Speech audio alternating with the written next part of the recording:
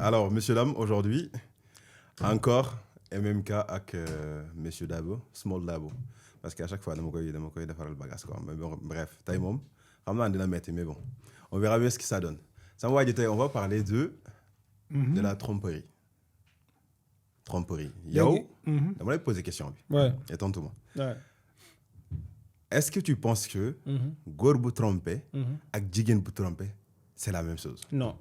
Pourquoi? Bokkul. Pourquoi? Dinaa la wax gis nga maanaam fidélité. Fidélité. dëgg la dañ koy xaar ci góor di ko xaar ci jigéen. Ok. dëgg la loolu mooy dëgg. Ok. waaye ci jigéen lañ koy gën a xaar. Pourquoi? parce que ni mu jigee góor jigeewul noonu jigéen. Ok. tey da ngay xool xale bu góor bi xale bu jigéen bi dañuy daje. def lu ñuy def. mais buñ ci jugee. la ci topp ci ay loraange yëpp boo xoolee ku jigéen ki lay gën a topp. Dëgg la, c'est vrai. donc moo tax ma ne loolu sax mën nañoo ne duggul ci tromperie mais même tromperie aussi noonu la xaw a mel te buñ ne góor trompé na jabaram ci société bi ni ñu koy déggee. Ok. bu dee ku jigéen ki moo ko def mooy gën a garaaw. D'accord. mooy gën a garaaw. Moi, léegi nag parce que les conséquences, quoi. bokkul. Ok. léegi nag bu dee dañoo ñëw ci côté diine. Ok, donc li nga waxoon léegi c'était côté loolu sociétal, ci quoi. voilà léegi bu dee dañoo ñëw ci côté diine. ñoo yem. ñoo yem daan yi, ñoo quoi. yem képp daan yi benn la. Ok. Léegi man je vais te poser une question. Lan moo tax ñu normaliser tromperie parce que bon, si on prend l'exemple du Sénégal. Ouais. Daanaka presque góor buy trompé dañ ko normaliser. d'accord. Entre guillemets. Parce que pour ñoom dañoo jàpp ne maanaam góor trompé. Du dara quoi. Mais bu nekkee jigéen c'est un problème, c'est catastrophique. d'accord Et comment tu peux expliquer cela? waaw loolu moom mooy li ma la expliqué sànq. Ok. mooy nan la société bi di xoolee ñaar ñooñu. nan la société bi di xoolee jigéen ak nan lay xoolee góor. Ok. am na loo xamante ne nii société bi may na ko ku góor mais mayu ko ku jigéen. ba pare aussi lu ñu mën a comprendre la ci nan mooy góor moo ëpp li muy génn muy gën a exposé wu aussi ci yenn situation yi xam nga comprendre fi mu bëgg a Si si bu baax dëgg la. ok ba pare li koy fekk ci bu defee bokkul ak lay fekk jigéen ci bu defee. comprendre fi mu bëgg a waxee. Si si comprendre. donc loolu moo ci nekk parce que jigéen bu trompé ba dara dal ko ci day am lu ciy topp. Bien mais sûr. góor lu ko ciy topp donc moom bàkkaar bi moo koy topp. moo koy topp waaw. mais tey bu dee ku jigéen par exemple mu jëlee ci ëmb par exemple. mais kooku non seulement loolu mu def noonu moom daf koy topp mais day topp sax ay doomam ba pare aussi ma ñëwaat ci beneen affaire jigéen ak góor nekkuñu ci même position li may wax il faut que parce que mënu ma ko wax. non nekkuñu ci même position par rapport à quoi exactement. voilà fa laa bëgg a ñëw moo tax ma ne il faut que gars yi xaw ma déglu pour mën a comprendre fi may waxee. ok. il faut gars yi xaw ma déglu. góor jot ko dafa yomb góor li ko yëngal dafa yomb. dëgg la. góor da nga koy romb sax xel bi naaw. muy jouer ay film. mais jigéen melut noonu. c'est vrai mais tu Comment? penses non. au fait li ma bëgg a wax mooy maanaam baal ma ne rek. pour ok non d'accord pour rafetal wax ji. comprendre na fi nga baal ma waxee. ne góor moo gën a jege jigéen. maanaam jot góor moo gën a jege jot jigéen. comprendre na fi nga waxee d'accord. donc jigéen ni ko yàlla xaw a dencalee ay mbiram. bu jaaree fi muy jaar foofu yëpp ba mujjee génn dañ naan mais c'est grave tey ci misaal góor buy def ñaawteef ci penc mi moom la ñu gën a nangul maanaam moom la ñu gën a mën a comprendre que jigéen bu koy def. dëgg la c'est vrai. et boo leen tegoon ñoom ñaar ne ñaar ñii kan moo ci gën a bal leen ma bon dañ naan ku jigéen ki. pourtant si mais est-ce que c'est pas un problème sociétal. waaw mais aussi beneen affaire am na ci.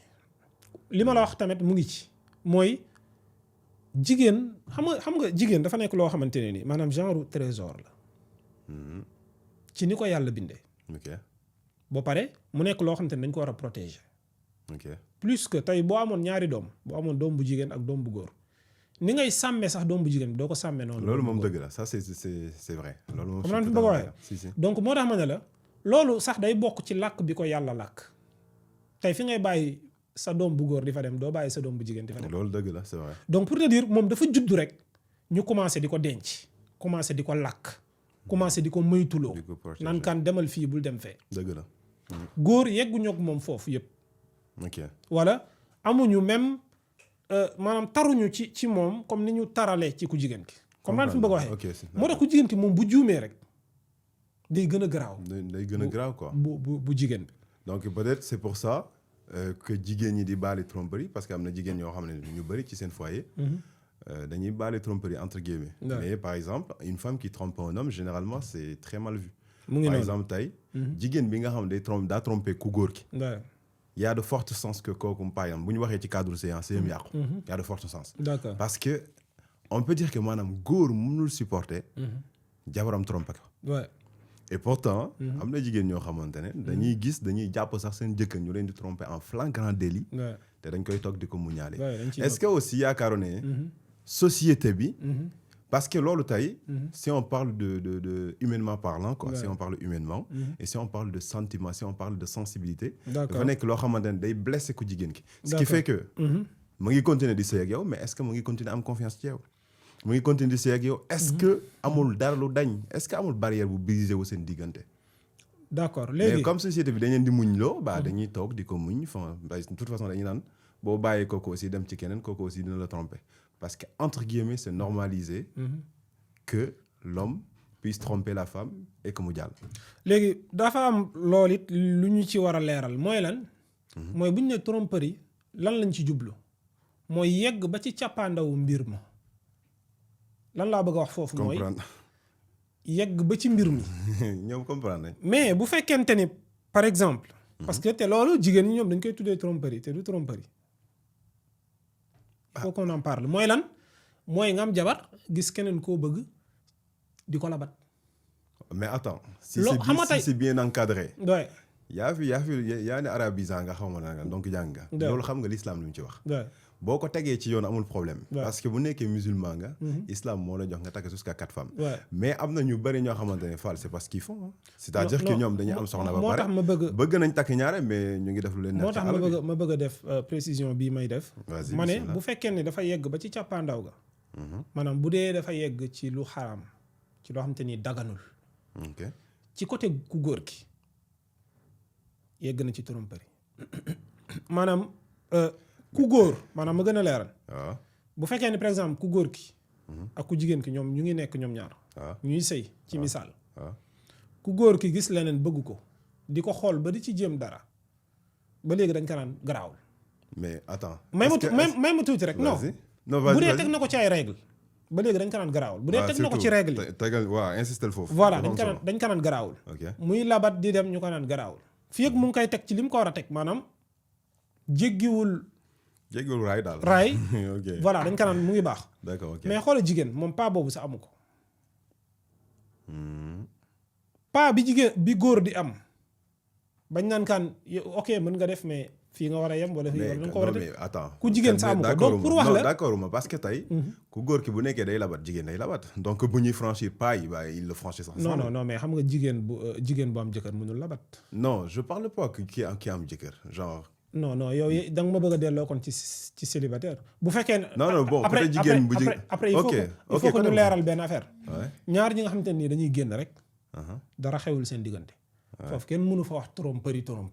non foofu lenn rek lañ fa mën a wax. mooy maanaam les concernés rek la concerné. si désolé man maa indi débat bi ci ginnaaw. voilà si t'as raison foofu les concernés rek la concerné. mais bu fekkee ne ñi nga xamante ni dañuy sëy. dañuy sëy ok. bu fekkee ne ñi nga xamante ni dañuy sëy foofu c'est lu grave lu ñu mën a yuuxu la quoi tu vois ce que je veux dire. foofu lu ñu mën a yuuxu la. bu baax léegi nag li ma doon wax sànq mooy góor may nañ ko liberté bu ñu mayul jigéen. c'est vrai. may nañ ko liberté bu mayul jigéen. da ngay dellu un peu ci l'islam. boo xoolee li mu may góor sax mu feeñal ko ci yaramam mayu ko jigéen. li mu may góor mu feeñal ko ci yaramam mayu ko jigéen. dëgg la mayul jigéen mu feeñal parce que il faut que ñu wax ko. mooy góor ñi ñoo gën a faible. góor ñi ñoo gën a faible. non pourtant parfois on pense quand même au contraire. oui mais comprendre sens bi ngay wax. comprendre fi mu bëgg a waxee maanaam léegi dañuy wax benn affaire. bu dee ku góor ki normal na ku jigéen ki normal na góor moo gën a faible. dégg nga fi ma waxee. fi ngay waxee d'accord na. voilà bu dee ku jigéen ki normal na ku góor ki normal na. góor a gën a faible. ok parce que góor boo gisee ñu naan ku jigéen ki bu mu gis dara sa yaram. parce que yàlla moo ñu sàkk xam na góor xam jigéen. xam na ni góor li ko yëngal dafa yomb. c'est vrai. li ko yëngal dafa yomb. dëgg la léegi si bu ñu ñëwaatee ci cadre tromperie bi. man je me dis. tey. góor bi nga xam ne da ngaa nekk ci sëy. nga gis koo xamante ne doy na la nga takk ko. y a aucun problème. mais na nga ko teg ci yoon. dëgg bu wér. bu fekkee ne yow. da ngaa bëgg li nga xamante ne moom la l'islam santaane. mais le problème c'est que. dañ koy jël rek di ko appliquer fi mu ñu arrangé. ba pare. lan moo war a tax. man je me demande lan moo war a tax yow. nga am soxna. mu nekk ci biir kër gi. nga dem di def lu la neex. non loolu di yoon. te pourtant dafa bari. je te parle en connaissance de cause. bon je vais pas dugg ci détails yi. mais il y a beaucoup d'hommes tey ñoo xamante ne. ils sont mariés mais ñu ngi trompé seen jabar yi. bëri na. am na ñoo xam ne jabar yoo xam ne elles sont conscientes de ça. de ça. mais mënuñ ci dara dañuy toog di ko muñaale. d'accord léegi foofu li may wax foofu mooy góor ñi dafa am benn privilège bi ñu leen xaw a jox un peu même ci côté diine am na lu ñu leen xaw a jox. mais parfois dañ ciy ëppal wala utiliser ko noo xamante ne nii baaxul. merci comme naan fi mu bëgg a waxee. jërëjëf wax nga. tey bépp góor man mënuma comprendre. góor boo xam te da nga am sa jabar. di labat nit pas pour takk ko mais pour lan la. pour bëgg a jolle. donc c'est noonu ngeen koy defee bu ma kenn sonal. lu doy waar la. c'est la vérité. tey bu fekkee ne par exemple ok da nga koy gis. par exemple jigéen ne la kii de dafa am jabar mais nee na bëgg na ma. mais man kay foofu takk mais nee na pareegul man ku ma ko wax dama naan yemale ko fa. mais duñ ko fa yemale. parce que ku parewul takk kooku waru sa labat. ok koo xamante ni parewoo pour takk yow labat sax waru la. ça je suis d'accord. mais bon dañuy rester dans le même cadre ba léegi. par exemple tey. bu ñu duggee ci cadre par exemple takk ñaareel beeg yooyu noonu. bon bu jaaree yoon du tromperie. mais bu jaaree yoon c'est de la tromperie. dañu waxante dëgg. mais cadre boobu noonu par exemple. si on prend l'exemple de la société sénégalaise. mais est-ce que tu vois ce qui se passe. vas-y. da ngay gis góor goo xamante ne li ko war ci jabaram. defu ci dara. il se permet dem di takk ñaareel soi-disant dafa gis ko mu bëgg ko. est-ce que amul lu jiitu loolu man je me dis il y a aucun problème sur le fait de déposer une deuxième femme. troisième même quatrième ci kaw boo ko mënee. mais la plupart des gens qui font ça les hommes qui font ça en tout cas la plupart. ils n'ont même pas les moyens financiers. et les moyens émotionnels pour mën koo def. d'accord genre topp seen nafsu bakkan kese par exemple seen aawo. li ko war ci seen li leen war ci seen aawo duñ ko def. d'accord ci seen njaboot duñ ko def mais ils se permettent dem di takk deuxième femme yow noo mën a expliquer loolu genre qu'est-ce que tu en penses. bon loolu li ma ci xalaat mooy xalaat laa ciy joxe xalaat gi ma ci am en plus joxe ci aussi ay argument yoo xamante ne nii mën nañ ci taxaw. mooy bu fekkente ni ji nga yàlla ci boppam dafa ne ci alxuraan. te boobu célibataire bi lay waxal boo amul loo takke muñal. on est d'accord. boo amul loo takke même bu fekkee ne amoo jabar te soxla nga ko mu lay sonal yàlla daf laa ne muñal. on est d'accord. yónnente bi ne la. del woor lu bëri ndax woor boobu ngay def day wàññi sa plaisir. parce que nit bu xiifee peut-être am na yoo xam te ni du ko xalaat. donc loolu lan moo tax ñu jox ko conseil yooyu parce que yorul. ok léegi yow yoroo. donc yow yoroo. ok ba nga am benn yow ci ñàkk a yor nga am benn yow ci ñàkk a yor nga bëgg wutaat beneen loolu leneen la léegi nag kenn du ne daganul kenn du taxaw par exemple ne yéen ñu yorul kenn dootu fi takk ñaareel non kenn mënu ko mais nag xelwul parce que nit ki dafa am loo xam ne da nga ko waroog ñi nga xam te ni ñoom ngay sàmm maanaam mooy sa njaboot. dafa am loo xam te ni moom nga waroog ñoom. léegi yow man mënuma concevoir nga xam ni ñii sama wareef ci ñoom taxawaay gi ma ci war a am awma ko ba pare nga bëgg a dolliwaat leneen loolu day xaw a nuru topp sa nafsu bakken. dëgg la man ni ma ko gisee personnellement. léegi nag lii xalaat la. ok mais du diine. d'accord loolu comprendre fi mu bëgg a xalaat la mais du diine. léegi nag religieusement parlant ñoom am nañ droit def. am nañ droit def ko parce que c'est permis. c'est permis mais nag dans la vie newul loo xamante ne nii c'est permis rek war nga ko def. quand même na nekk loo mën quoi. toog ci mbedd bi toute une journée defoo dara mais c'est permis. mais est-ce que nit ku nite dina ko def. non du ko def normalement. donc loolu loolu moo ci nekk leen dara topp boppu koñ yi may ma daara yéen ñuy topp boppu koñ yi suba ngoon guddeeg bëccëg jéemoo leen dara est-ce que jotul ngeen xoolaat seen bopp waaw loolu bokkul ci nite de waaw baal leen ma ñu continuer. léegi leneen li ma bëgg a wax mooy xoolal histoire le prophète Mohammed ak sa femme Khadija. ok xoolal le prophète mu ngi sëy ak moom à l'âge de 25 ans. Khadija mu ngi gaañu 10 ans bu ma juumee ñu corriger ma après comment dirais-je après que yonent bi doon yonent maanaam ñu wax yu ci moom. après que mu doon yonent donc ce qui veut dire que donc 25 ans ba 40 ans mu nekk c'est 15 ans. donc dund na ak Khadija plus de comment dirais-je 25 ans mën nañoo wax loolu. ok plus de 25 ans. dund na ko Khadija te takkalu ko comment dirais-je takkalu ko wujj le prophète. ok ça va. est-ce que mënoon na ko parce que xoolal ñoom fi ñu jaar xoolal ni ko Khadija jàppale ni mu ko soutenir et que le prophète moom la doon liggéeyal. ok Khadija la doon liggéeyal. d'accord Khadija xool ko gis ni kii de jikkoom doy na ma mu dox ko moom si jëmmi boppam. est-ce que ba ñu sëy. yonent bi sallallahu alayhi wa sallam takkalu ko wujj jabar yu bari yi nit ñi di dégg lépp c'est après Khadija te loolu sax dafa am lu ko motiver woon le prophète je te donne un exemple daan na takk jabar juste parce que daf ko bëgg a jële ci benn xeet pour que ñu mën a sentir ni kii de boole nañu ci boppam moo tax mu takk suñu doom et loolu da doon motiver xeet yi communauté yi à ce que ñu ñëw ci l'islam. ok comprendre ni fi mu bëgg a wax bu baax a baax donc takk jabar yu bari c'est permis mais nag nit ku nekk même yàlla li mu daganal ci yow li nga xamante ni yàlla daf ko daganal ci yow wala sax mu bëgg sax nga def ko dafa am ay règle.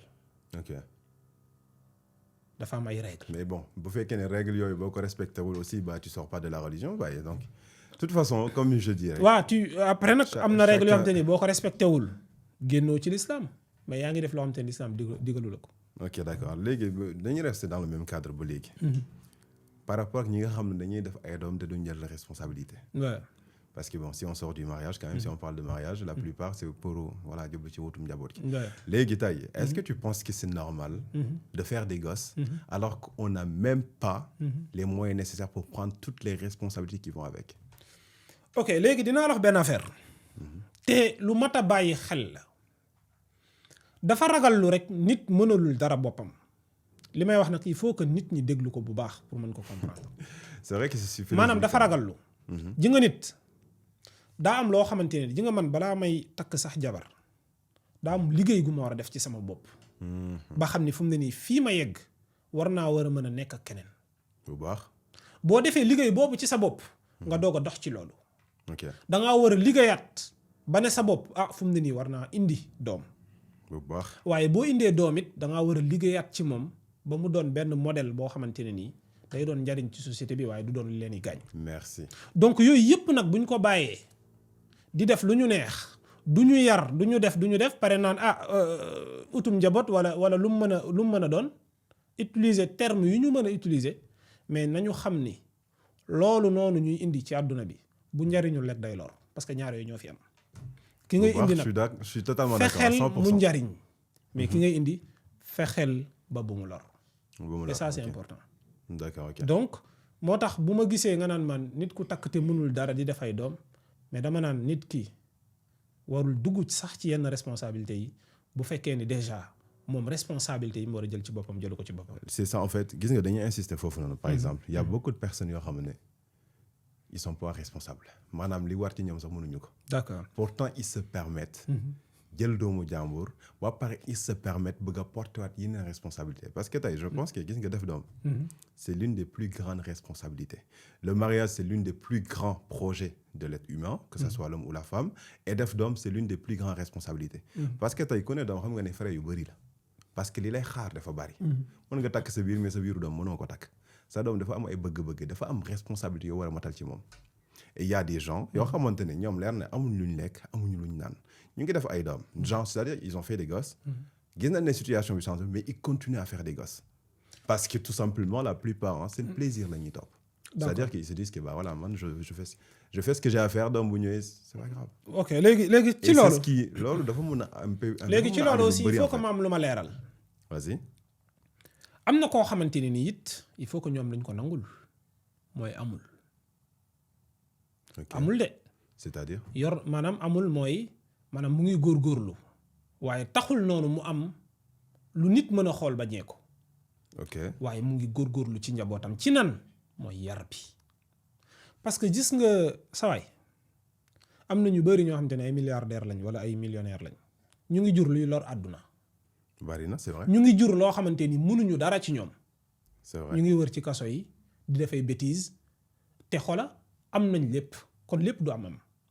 c'est vrai mais li ñuy xaar ci nit ki mooy mu def ci doomam yar woo xamante ne ni moom sax la mu tële woon te nag man dama jàpp ne ji nga àdduna lu ne jàngat la. ku ne fi nga jaar ci sa life erreur yi nga def. da nga war a fexe ki ngay indi moom bu mu def loolu. nga taxawu ko yar ko jàppale ko kooku même bu ñëwee ci àdduna fekkul lu ne gàññ mais mën na indi lu ne gàññ parce que am na ñoo xamante ne nii ñoom ñoo tax ñëpp a xam seen famille. loolu dëgg am na ñoo xamante ne nii seen tur boo ko tuddee ñëpp dem ci benn xeet. ok léegi damay andi benn affaire. comme ni nga joxe exemple par rapport les familles. yi nga xam ne ils ont tout. et pourtant seen doom nekk loraange pour la société. man fi ma bëgg a waxee mooy. ñi nga xamante ne. ils ont pris la responsabilité de faire des gosses. ba pare daw seen responsabilité. pourtant am na ñoo xamante ne dañuy abandonné je ne sais pas dañuy abandonné seen famille. oui mais xam nga la laay leeral. attends xaaral rek ma jox xaaral. vas-y. par exemple tey y a des gens yoo xam ne mën nañ ko. dañuy andi ay doom. au monde ba pare daw seen responsabilité. am na ñoo xamante ne mënuñu ko. def ko ba pare daw seen responsabilité. mu ngi noonu mais foofu nit ñi. ouais. daa am ñu ñuy joxoñ souvent bu ñuy utiliser terme bi. amuñu tous bëgg a takk 10 jabar. amuñu tous bëgg a am 20 doom. souvent noonu la ñuy wax. mais imagine kaay ma jox la kaay ma. après c'est compréhensible. léegi benn côté c'est compréhensible. parce que tey je me dis tey bu nekkee li la war ci sa njaboot mënoo koo matal. est-ce que éducation bu baax mën na faa nekk. léegi ma ñëw léegi dinaa ñëw ci benn affaire. ok vas-y. léegi nekkuma di jël défense ñi nga xamante ne nii genre amuñu mënuñu am doom yu bari wala dara jëluma benn défense mais dama la bëgg a tegal ñaari carte nga tànnal ma. vas-y. kii moom mu ngi def ay doom am na 10 doom. waaw. peut-être mënul dara ci ñoom. amuñu éducation peut-être bu war pour que ñu mën a njariñ seen bopp parce que am na doom yu bari yoo xamante ni wala nit ñu bari ñoo xamante ni seen waajur ñoo leen tooñ parce que nit dafa am foo xamante ni bu fa tollee dafa soxla benn encadrement. bu ko ñàkkee rek pour moom mu mën a jubbanti boppam après mën na jafe. day metti. mën na compliqué c'est un travail long. ok kooku néew ma di jël défense am mais léegi lan nga may wax ci ki nga xamante ni moom am na lépp. doomam yi peut-être ci ay village la ñu dëkk di dawal oto yu leen neex mais ñooy jaay drogue bi ci town bi. bari na c'est vrai. ñooy jël xale jigéen ñi di leen def loolu nekk.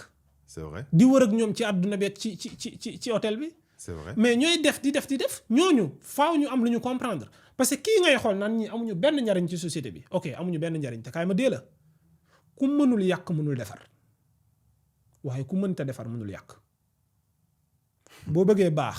leer na de. boo bëggee baax. il faut que nga am foo toll waaye boo bëggee bon it faaw nga am foo toll. dëgg la gis nga bu ma ne suba ma toj dëkk bi. te yoruma fukki dërëm sama poos sama bopp rek laay nax mais benn du ma toj fenn sama biir néeg sax du ma fa toj. ah donc pour toj dëkk bi il faut nga yor. faa nga yor. ah bon. waaye pour defar dëkk bi it bu ma yeewoon tey ne tey damaa bëgg a defar dëkk bi. te yoruma fukki dërëm. mais bu ma ne maa ngi jël exemple par exemple ci xaalis maa ngi jël exemple ci xaalis. mais li nit di defaree ak li nit di yàqee it mën na doon xam-xam. merci. comprendre fi ma bëgg a waxee. bu baax. moo tax ma ne la. léegi xoolal foofu noonu par exemple. c'est une balance. comme ni nga ko waxee ki yor. ak ki yorul. kii mën na yor njabootam ba mu baax. kii yor na te yorul njabootam. dans tous les cas moi je me dis en fait. c'est des responsabilités. li la war bi nga ko boo ko defee. tey je me dis man si on prend mon exemple. je suis majeur et vacciné. j'ai le droit de choisir la vie que je veux. j'ai le droit de faire ce que je veux. Mais ça n'engage que moi. Est-ce qu'on m'a bien éduqué? Oui, on voit des gens parfois ils sont bien éduqués. Et pourtant après dañuy jël yoon bu leen neex. Mais man c'est ce que je voulais dire par là maanaam xale bi nga xam ne mënul boppam dara. ki nga xamante ne dafa soxla encadrement comme ni nga ko waxee sànq. Donc je pense que c'est aux parents ñu war leen a mën a taxaw. Mais tey bu fekkee ne xale bi. li mu soxla ak par exemple si on prend l'exemple du Sénégal. xoolal xale yi. Il y a beaucoup de jeunes yi nga xamante ne ils sont dans la rue. amuñu encadrement amuñu éducation amuñu dara. En quelque sorte mën nañu wax mbedd mi moo leen yar. ñooñu est-ce que tey mën nañ leen comparer ak xale yi nga xamante ne ñu ngi seen biir kër yi. maanaam parents yi parce que seen famille dañoo yor. ñu nekk si biir kër yi am encadrement bu baax. parce que xale moomeen la boo nekkee ndaw nga. amagoo responsabilité. ba keroog ngay nekk adulte mën a jël say responsabilités bopp. donc comme àggagoo foofu noonu c'est aux parents de prendre leurs responsabilités et de s'occuper de toi. léegi nag boo demee ba màgg nag mel lu la neex di def lu la neex. par exemple comme exemple bi nga joxee les gosses de riches entre guillemets. yi nga xam ne ñooy def ñaawte fii la plupart du temps ci biir dëkk bi. loolu ça n'engage que mais on pourra pas dire que maanaam ñoom li war ci ñoom defuñu ko parce que kenn gisu leen ci mbedd mi kenn gisu leen ci yenn yi. La plupart du temps yenn dégâts yi ngay gis ci par exemple c'est des gosses yoo xamante ne ok léegi damay dugg damay. est-ce que comprendre nga fi may waxee déjà comprendre naa bu baax li nga bëgg a wax. ok loolu sax dafa ma ibbil beneen bunt ba bëgg ci xuus. bismillah xoolal Sénégal tey. entrepreneur yi gën a mag. xoolal ñi ci bëri laa la wax de. ay taalibe lañu woon. yoroon seeni pot di dox ci di dugg ci mbedd yi. Ça, c'est un autre sujet. Ok, dinaa ci ñëw. Okay, non, parce que talibé, ça ne veut pas dire forcément être mauvais. Ok. Ça ne veut pas dire forcément que ses parents encadrent. Non, mais... Les talibés sont bien éduqués. Ok, comprendre naa li nga bëgg a wax. Mais dama man ci la... Peut-être talibé, yenn talibé yi nga xam ne ñoo def seen bopp talibé, mais les vrais talibés, ils sont très bien éduqués. Man ci ñoom laa bokk quand même. li may du ma leen sànni xeer mais mais li may sànni ni du xeer fleur la. Li ma bëgg a wax mooy boo xoolee entrepreneur yi gën a mag ñu gën a defar seen life ba pare defaraale ay life parce que entrepreneur mooy ki nga xamante ni mu ngi def loo xamante ni njariñu société bi la. tey boo doon xool ñi gën a employé ci jeunesse su sénégalaise bi. mais ñooñu la te ji nga ñooñu. yeewuñu di ndekkee mburu ak beurre añeewuñu ceebu jën reereewuñu fiiriir souvent. ay nit lañ yoo xamante ni dañ doon yor seeni pot di fëgg buntu kër yi wala bu ñu ko deful it ñu ngi woon daara ja di lekk ñànkatang goo xamante ni kenn xamul lu muy nuru mais pourtant ñooñu après ñooy doon ay leader ñooñu ñooy doon ay comment xola même xale bi doon jàngi sax ci école yi ñooñu ñooy dem créer seeni entreprise créer seeni société pour embaucher leen donc pour wax la bu ñu foog ni boo amee da ngaa war a jur ay doom boo amul waroo def doom donc loolu côté bi muy wone mooy ndake du am bi moo ëpp solo. non mais yar bi moo ëpp solo du am bi en fait je veux pas que je veux pas que yow ñu résumer ko ci am bi. non on est en bon terme. on parle de responsabilité. tey am na ñoo xamante ne dañoo yor ba lii pourtant. seen doom dañ koy joxe en talibé. Les talibés sont très bien éduqués talibé yu original yi laa wax nag parce que am na ñoo xam ne ñoo def seen bopp talibé. am na ñoom jànguñ sax. voilà par exemple ñu ngi ci daara te jànguñ sax. donc voilà tey ki nga xam ne yor na. war na mun a def ay doom ki yor war na mun a def ay doom. ça on est d'accord. ok on est d'accord sur ça. mais par exemple je parle des responsabilités. tey am na koo xamante ne yor na sax am na ñoo xam ne yor nañ. te pourtant responsabilité yi war ci seen doom jëluñu ko. En toute sincérité. Mais on parle plus des responsabilités de quand on fait des gosses. Non seulement tu dois être responsable de toi-même, responsable de l'enfant de bu nekkee góor nga doomu jàmbur bi nga jël andi ko sa kër, mais aussi responsable de tes futurs gosses. D'accord. Man loolu laa jàpp. comprendre naa li nga bëgg wax et que dinaa ci am lu ma ci toftal mooy nit ñi dañuy jaawale yenn saa yi dundal ak yar. Merci. Non bokkul man. léegi attends non waxuma yow. xam nga dundal bi aussi def ci bokk. waaw mais nag mais dundal. ak yar bokkul am na dañuy am ay doom di leen dundal mais yaruñ leen. merci. am ñoo xamante ne nii aussi peut-être dinañ yar donte sax dund gi xaw na taggatémbe yenn saa yi. taggatémbe ba dégg nga wolof googu. comprendre naa bon mosuma ko woon dégg mais j'ai compris. voilà yenn saa yi dund gi mën na taggatémbe quoi donc li ma bëgg wax foofu mooy. il faut que ñu il faut que parfois ñi ñuy joxoñ xam nga. du ñooñu quoi oui. parce que comprendre fi nga comme sànq. bu ñu waxee rek. daa am catégorie de personnes bu ñu koy jox alors que c'est pas forcément cette mu catégorie ngi de noonu personnes là. moo tax sànq ma commencé li ma commencé woon defarul balaa ngaa defaree defarul balaa ngaa defaree Je suis d'accord exact. donc man par exemple bu ma amoon milliard it te li ma bëgg ci sama bopp awma ko maanaam jàpp ma ni war naa war a mën a partager sama vie ak nit du ma ko def parce que damay xam ni li ma dese bëri na Je suis totalement te loolu da d'accord. cee bokk ci tromperie bi ñu doon wax sànq Léegi- imagine ngay sëy ak nit Mhm. mu wóolu la ñëw sa kër di la sëyal xëy na yaa ngi koy jox lu nekk yaa ngi koy jox lekk yaa ngi koy solal dëkkuwaay bi baax na Ok. mais yaa ngi dem di takkal sa bopp ci lu tilim di ko ko indil C'est grave. Et pourtant ñu bëri dañ koy ignorer. et loolu lu doy waar la lu doy waar. man képp koo xamante ne nii jàppoo ni ah man de lii bu ma ci parce que dinaa la wax benn affaire même tromperie wala sax bu ñu xawee jéggi tromperie parce que bu ñu nee tromperie rek dañuy dugg ci fornication Si si. mais même fornication boo xoolee li ci jig célibataire jigu ci marié bu la neexee demal sax ba ci l'islam danaan kii dóor ko kii mu ne la rey ko maanaam marié bi nañ ko rey.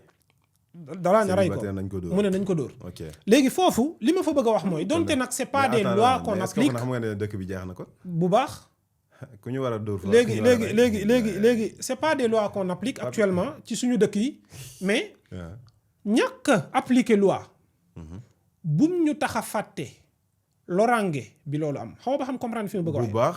dëgg ça la veut pas dire que peut-être c'est pas puni. voilà mais maanaam da nga ciy jëlee loo xamante ne peut-être. da ok nga koy man je me demande Ouais. lan moo tax yàlla teg loi bi ci ki nga xamante ni dafa am jabar wala dafa am jëkkër mu def ko lan moo tax yàlla teg ko loi bi ok donte nag appliqué wuñu ko mais man je veux savoir lan moo tax yàlla teg ko yan conséquence moo ci nekk ba mu wax lii kon war na garaaw kon war naa ci gestu ok d'accord. kon lépp lum ñu tere souvent dafa am lorange Dafa am kon lorange. lorange bi moo rëy ba mu jël décret ne kii nañ ko éliminer est-ce que du benn pomme de terre bu yàqu ci saaku pomme de terre est-ce que nekkul koo xamante ne nii mu ngi ji ci société bi li nga xamante ni mën na yàq askan waaye li nga xamante ni mën na yàq sax communauté wala dëkkub lëmba moo ëpp yërmande ci ñun waaw.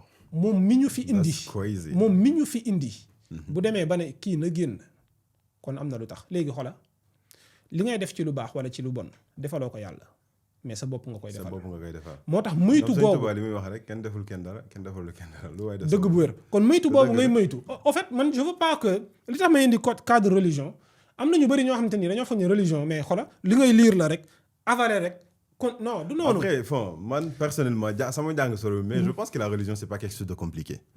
Man personnellement, je pense que c'est pas quelque chose de compliqué. Et même bu ñu jëlee cadre de religion ak fi ñu dund léegi, malheureusement ku nekk da ngay jël ni la arrangé. Ku nekk di ko appliquer ni la arrangé.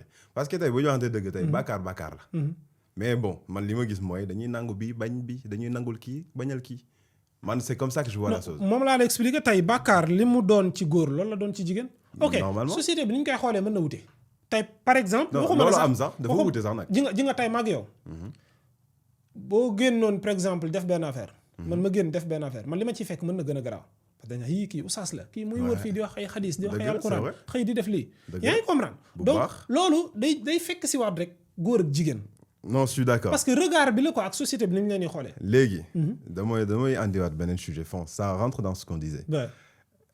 Bu ñu waxee ci cadre responsabilité mariage tromperie et tout ça là. Les causes. Est-ce que yaakaaroo ne c'est parce que tout simplement les gens ils ne sont pas prêts. Est-ce que des facteurs comme par exemple tey il y en a beaucoup dañuy marié wu parce que y a la pression sociale. Il y en a beaucoup dañuy marié wu parce que ils se sentent obligés. Il y en a beaucoup dañuy marié wu parce que tout simplement enfin parce que yu bari na. gis nga MMK. Oui. MMK. kaay ma ñëw ak ñoom comme on est des musulmans. dina wax ci côté aspect boobu ba pare après ma ñëwaat ci xel ñu waxtaan ci xel. Ok, vas-y. ji nga le prophète a dit un jour. ñi nga xamante ni nii ñi nga xamante ni maanaam góor ak jigéen. dañoo bëggante. ñu xam ci ñoom baax xam ci ñoom lépp teguñu ko kii ci famille bii la bokk wala teguñu ko ci dara dañoo bëggante bu ngeen leen mayewul ñu sëy na leen leer ni yéen a ngi sëme fitna ci kaw suuf. Waaw. ñaar ñu bëggante nañ leen bàyyi ñu sëy en fait loolu mooy jàmm ji. loolu parents séeréer yi am nañ ci wàll. loolu mooy bu leen ma sànni xeer nag de. loolu mooy jàmm ji ci nga ñaar ñu bëggante boole rek. kese ñaar ñu bëggante boole rek léegi nag yow yaa ngi ci réseau yi. man maa ngi ci réseau yi. waaw chaque jour nga jot message koo xamante ni daf la naan dañ ma dugal ci sëy boo xamante ni bëgguma ko. bari na. léegi mu nekk ci biir sëy bi di souffrir. di souffrir. ba xëy nag def ci lim ci warta def ñëpp joxañ ko bëgg ko xalab alors que du moom parent am yi ko dugal ci sëy boobu ñoom la. ñoom ñooy responsable yi bu baax moo tax àdduna bu kenn jugé xam nga lu tax xamuñu nu lépp demee. déroulement bi. moo tant qu'on sait pas on juge pas. ni nit di àtte ak ni yàlla di àtte bokkul. yow mi gis fii rek bokkoo ki nga xamante ni daa gis lépp. et pourtant mais ñun ñëppay jugé ah ñëppay àtte de. ku ne xam na ni boo nekkee ki nga bëgg soxla woo dem feneen. kon yenn fitna yi bu ñu ko tegante. je suis d'accord. yenn fitna yi bu ñu ko tegante. suñu àdduna bu ñu ko jafeel. ok lan moo gën a metti nga yeewoo ci wetu ki nga xamante ni leer na la ni bëggu. bëggoo ko tu l'aimes pas. ok kooku nga bëgg a jël vie am dundam nga bëgg ko yamale ci loolu. mais kooku sax day revenir à tout ce qu'on avait dit ici en fait. yaa ngi koy toog parce que ça tu es en fait. maanaam fil énergie loolu dara gënu ko neex mais imagine genre en mode tu es obligé ngay composer koo xamante ne même énergie am sax filoo ko genre en mode tu n'aimes pas la personne mais c'est compliqué ça. et que lu doy waar la moo tax. c'est complexe j'avoue. moo tax bon message bi nga xamante ni am nañ ñun pour lancer ko. mooy ci côté boobu. il faut que ñuy jàppale nit ñi ci côté boobu yi ñu def suñu xel ok ku nekk nag am nga droit ci sa njaboot xoolal ko ku baax. bu bëggee teg tànkam foo xamante ne nii baaxul nga ne ko fii de doo fi teg sa tànk mais buñ ko teg ci suñuy bëgg-bëgg bopp wala buñ ko teg ci ay règles yoo xamante ne. bu ñu waxante dëgg nag. la plupart fi ñu ko teg xam nga fan la. ci alal. c'est triste mais c'est la vérité. waaw la plupart tey. fi ñuy teg ne suñu doom lii dañ koy may diw dañ koy may ci alal waxuma c'est tout le temps le cas. mais la plupart du temps. et y en a beaucoup de femmes yoo xam ne elles sont dans des prisons dorées. maanaam en apparence ñu ngi am lépp mais au fond ñu ngi dund lu metti au fond elles sont pas heureuses. dafa am benn ay góor sax ñoo xamante ne c'est la même chose aussi hein genre en mode en apparence tout est beau. tout est magnifique. mais en interne amuñu jàmm. dafa am benn jigéen bu ñëw ci Yonent bi sallallahu alayhi wa sallam. ne ko dama bëgg tas sama sëy. Yonent bi sallallahu alayhi wa sallam ne ko mais pour lan mu ne ko bëgguma mooy sama borom. xoola ji nga argument bi ni mu gàttee. bëgguma mooy sama borom. gàtt na bu baax. Yonent bi ne ko delloo ko canam ñu tas sëy bi. comme ça. ok. delloo ko canam ñu tas sëy bi. parce que loolu liñ ci mën a dégg dafa bëri. mais nit boo ko bëggul pour nga tromper ko day yomb. mais c'est très facile. pour nga tromper ko day yomb. c'est très facile. wala ñu gis ñaar ñoo xamante ni yéen bëggante nañ ànd nañ fépp dugg nañ fu nekk. ñu wax la benn affaire. je vais prendre l'exemple des femmes bu leen ma dar. bëri na tey. ay jigéen yoo xamante ne. dañoo diggu ci sëy. parce que c'est une prison dorée wut seen benn gigolo bu baax ñu leen di time lu neex et c'est la vérité et surtout bu ñu jëlee exemple Sénégal ñoo xamante ne maanaam seen jëkkër mënul leen dara ñoom alal kese moo leen duggee ci sëy bi ñu wut seen benn size benn genre gigolo à côté mu leen di time. et c'est grave. c'est très grave. mais noonu lañ ko bëggee parce que en apparence ñu ngi am li ñu bëgg. mais comme après la ca des bon. nekk fa ñu c'est grave te loolu it parents dañ ci am responsabilité. bu baax. am na benn histoire bu ma ci mës a dégg benn jigéen boo xamante ne nii moom dafa bëggoon a marier à l'âge de 20 ans. papa ji ne ko non non il faut que nga continuer say études nee na mu continuer études yi dem ba am ay diplôme am. papa ji ne ko non non il faut que nga trouver liggéey mu dem ba trouver liggéey. papa ji ne ko non non il faut que nga def ay réalisation maanaam il faut nga tabax ay kër def loo xamante ni déjà di nga am loo construire ci sa life balaa ngay dem di ànd ak nit nee na mu def yooyu yëpp mais ba mu ko defee ba pare 40 ans mi teg na. mu woo cheikh bi ma lay wax mais di jooy ne ko mag sama papa de ba ci kanamu yàlla baalu ma ko. ay ne ko samay morom tey ñu ngi gis seeni sët mais xool ma tey fi ma toll ci sama dund. il faut que ñu bàyyi aussi ñu jox doom yi un peu ñu def choix. ci seen vie un peu de liberté dafa am solo. il faut que ñu jox leen loolu parce que dinaa wax benn affaire en tant que parent nit ki soxla na la. bu baax waaye it am na loo xam te ne da nga koy bàyyi ak moom. moo ko yàlla sax. loolu la digle. en quelque sorte dañu may loolu la digle espace quoi. et en plus aussi ci loolu dinaa indi benn verset. ok dinaa indi benn verset. yàlla danaan ci alquran wa man nu'ammirhu nunakisu fil xalq képp koo xamante ni maanaam yaa ngi gën a âgé ñu ngi wàññi say facteur intellectuel sa comme sa doole ni muy wàññeekoo. c'est normal sa xel sax noonu lay wàññeekoo. c'est le temps il faut que ñu accorder les jeunes yi di leen laaj seen xalaat di leen bàyyi yenn saa yi ñuy jël ay choix parce que mën na nekk évolution non seulement ci ñoom mais yéen yi nga xamante ni yéen ay parents yi. xam naa ci dara non c'est important li nga wax c'est très important parfois les gosses les enfants ils ont besoin un peu de liberté. Bon dañ leen war a encadrer dañ leen war a accompagner mais am na loo xam ne aussi ñoo ko moomal seen bopp. dëgg wér. Et malheureusement am na ñu bëri ñoo xamante ne ils comprennent pas cela. Bon en tout cas quand même c'est très intéressant tey moom dafa mel ni duma nga ma hop tey moom sax waa ji fi mu ko teg baax na non fi mu ko teg baax na. ok peut-être bu ñu duggee feneen nga duma peut-être da ngaa dugg fu ma gestu quoi. man awma ku toog di ma supporter quoi.